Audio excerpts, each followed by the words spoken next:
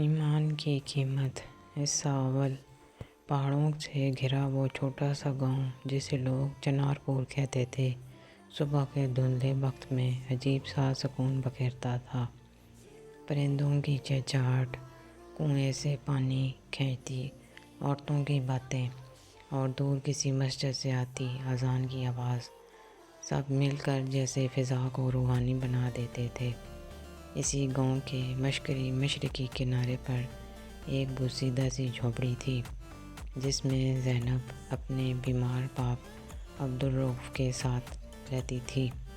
زینب کا چہرہ سادہ مگر پروقار تھا، اس کی آنکھوں میں ایمان کی روشنی تھی اور دل میں ایک خواب، عزت سے جینے کا، ایمان سے مرنے کا۔ عبدالرؤف گاؤں کا امام مسجد رہا تھا، مگر بڑھاپے اور بیماری نے اسے مسجد تک جانے سے روک دیا تھا۔ گاؤں والے کبھی کبھار دوا لے آتے، مگر غربت کے سبب زیادہ دنوں کا خرچ اٹھانا کسی کے بس میں نہ تھا۔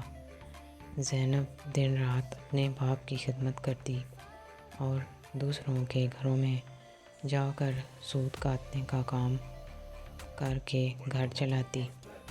زینب بیٹی، دنیا ایمان والوں کے لیے آسان نہیں۔ ایک دن عبدالرؤف نے کھانستے ہوئے کہا۔ زینب نے ان کے تکیے کے نیچے دوا کی شیشی رکھتے ہوئے جواب دیا، ابا جان، ایمان پہ چلنا مشکل ضرور ہے، مگر میں آپ کی بیٹی ہوں، جھکنا جانتی ہوں، مگر حق سے نہیں۔ عبدالرؤف کی آنکھوں میں فخر کی چمک آ گئی۔ اللہ تمہیں ثابت قدم رکھے بیٹی، عزت کبھی دولت سے نہیں کردار سے بنتی ہے۔ زینب نے آسمان کی طرف دیکھ کر دل ہی دل میں دعا کی، یا رب میرے ایمان کی آزمائش آسان رکھنا۔ اسی سال گاؤں میں نیا نمبردار آیا، نوید علی خان۔ شہر سے تعلیم یافتہ، دولت مند اور بظاہر نرم دل، مگر اس کی نگاہوں میں ایک غرور چھپا تھا جو زینب جیسی سادہ لڑکی پہ پڑتے ہی جاگا۔ زینب جب ایک دن کنویں سے پانی بھر رہی تھی، نوید وہاں سے گزرا۔ اس نے کہا، کمال ہے، اتنی محنت اس کمزور بدن سے۔ تم کسی کی مدد چاہیے تو نمبردار خان موجود ہے۔ زینب نے سر جھکا کر نرمی سے کہا، شکریہ خان صاحب، مگر میں اپنے باپ کے سہارے زندہ ہوں، کسی غیر کی مدد کی ضرورت نہیں۔ نوید نے مسکرا کر کہا، دنیا میں اکیلے رہنا آسان نہیں زینب، کبھی دل بدل جائے تو دروازہ کھلا ہے۔ زینب نے نظریں جھکائے صرف اتنا کہا، عزت والے دروازے ہمیشہ بند رکھتے ہیں خان صاحب۔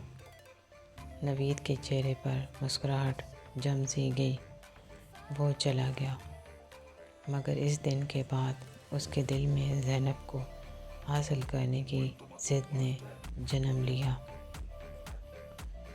کچھ دن بعد عبدالرؤف کی حالت بگڑ گئی، دوا ختم اور گھر میں ایک روٹی تک نہ تھی۔ زینب نے کئی گھروں میں کام مانگا، مگر سب نے کہا، اب ہمارے پاس کچھ نہیں بیٹی، فصل خراب ہو گئی ہے۔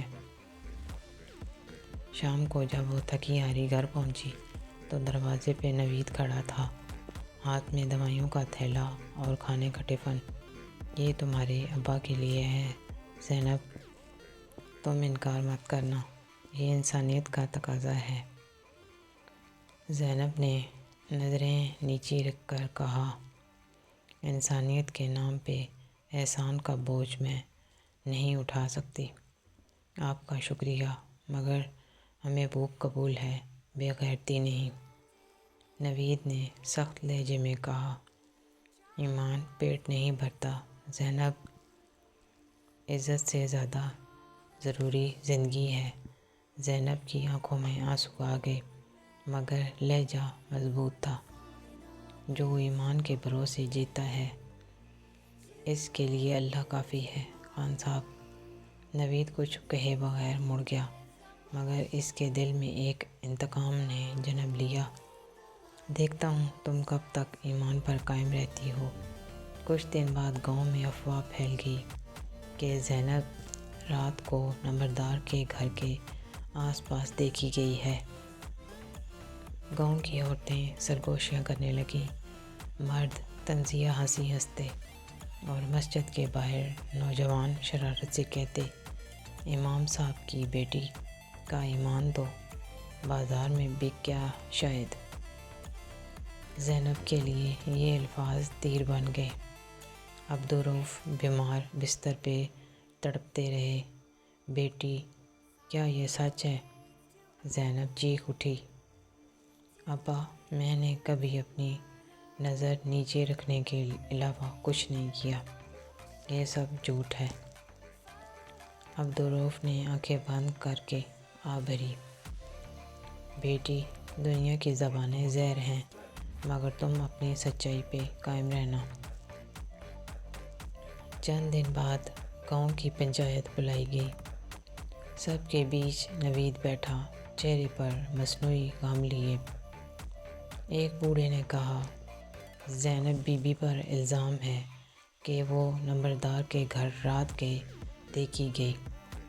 زینب کی آواز کانپ گئی، اللہ کی قسم، میں تو اس رات اپنے باپ کے پاس تھی، وہ مرنے کے قریب ہے۔ نوید نے بڑی چالاکی سے کہا، میں نے تو خود اپنی آنکھوں سے کسی عورت کو دیکھا تھا، پہچان نہیں سکا، مگر لوگ کہتے ہیں وہ زینب تھی۔ گاؤں والے سر ہلانے لگے، ثبوت تو یہی ہے کہ نمبردار خود کہہ رہا ہے۔ امام کی بیٹی ہو کر ایسی حرکت، توبہ توبہ۔ زینب کے لیے زمین تنگ ہو گئی، وہ کچھ کہہ نہ سکی، صرف اللہ کے حضور دل میں فریاد کی۔ اس رات عبدالرؤف کا انتقال ہو گیا۔ ان کی آنکھیں بند تھیں، مگر ہونٹوں پر آخری الفاظ تھے، زینب، ایمان نہ چھوڑنا۔ عبدالرؤف کے جانے کے بعد زینب بالکل اکیلی ہو گئی۔ گاؤں نے اس سے منہ موڑ لیا، کوئی بات نہ کرتا، نہ کام دیتا۔ نوید کبھی کبھی آ کر کہتا، زینب، اب تمہارے پاس کیا بچا ہے؟ عزت گئی، باپ گیا، بھوک ہے، اگر چاہو تو میرے نکاح میں آ جاؤ، زندگی آسان ہو جائے گی۔ زینب نے ٹھنڈی سانس لی، خان صاحب، جس دل میں شک بھرا ہو وہاں نکاح نہیں، نفاق ہوتا ہے۔ میں آپ کے رحم کی نہیں، اللہ کی بندی ہوں۔